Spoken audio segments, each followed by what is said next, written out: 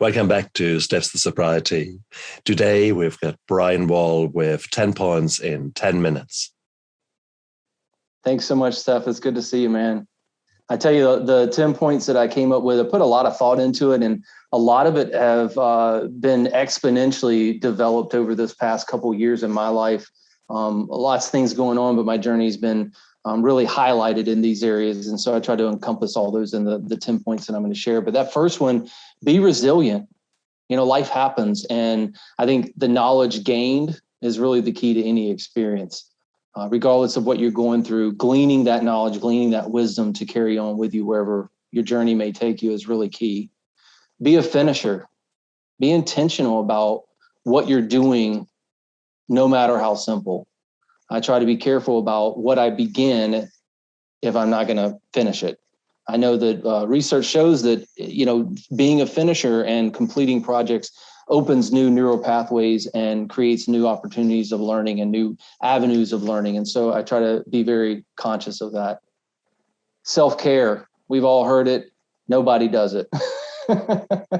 Definitely an area I need to improve on. Balance is everything. And balance for me comes in self-care. And so whenever things are off balance for me, I know self-care is the first place I got to go. And I'm so grateful to have an incredible woman in my life that drives me that direction when I need to go.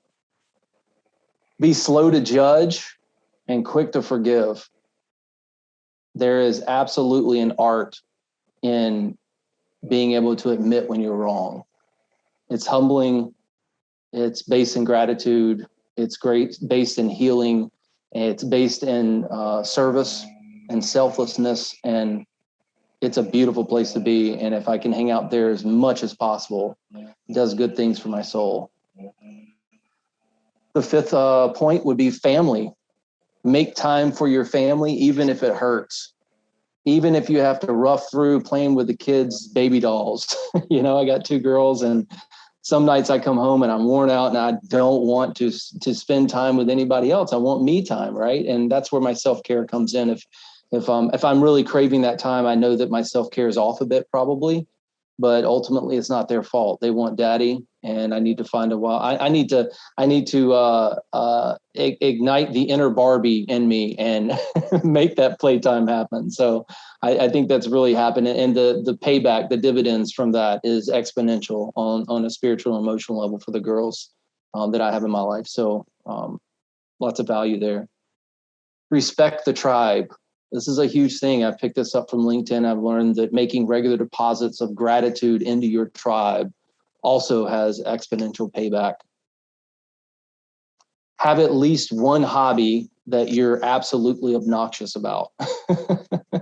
Find that one thing in your life that you just love and you can't get away from. For me, I love doing the LinkedIn posts that I do Monday, Wednesday, Friday, because I like research. I love reading up on new things and learning new things. And it kind of drives me to stay in that direction, to keep that focus of seeking out information and new knowledge. And I love that. So it feeds my hobbies a bit because I'm a kind of a research buff.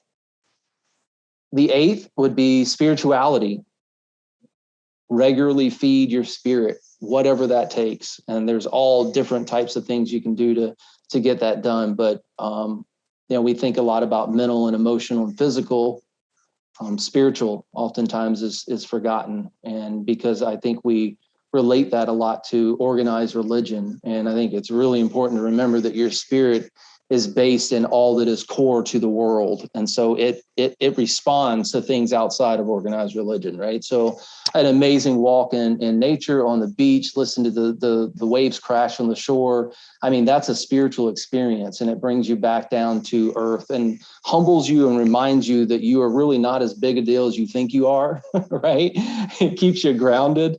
And that's home for the spirit. It likes to be there. And if we stay too far away from that, the spirit gets lost. And so we need to bring it back home and let it visit family, if you will.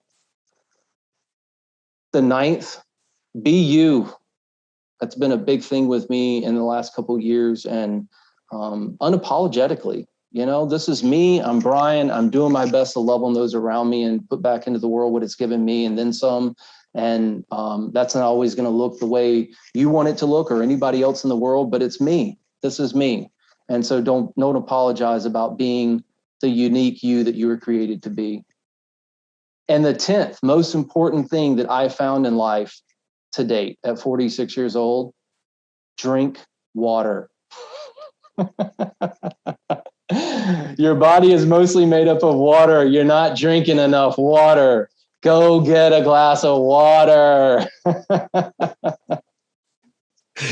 Oh, Brian, perfectly said. And I absolutely agree with you. And that goes with self-love, isn't it? With man. accepting yourself, warts and all, as the shriveled up, dried prune that most of us are. You're so right. You're so bloody right.